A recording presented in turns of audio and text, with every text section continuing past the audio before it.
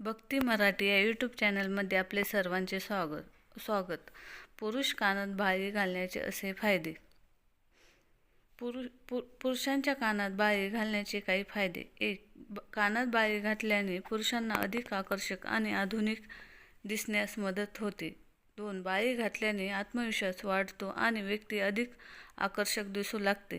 3. बाळी घातल्याने नकारात्मक शक्ती दूर राहतात आणि व्यक्ती अधिक सकारात्मक राहते. 4. कानात सोन्याची बाळी घातल्याने दृष्टी आणि ऐकण्याची क्षमता वाढते.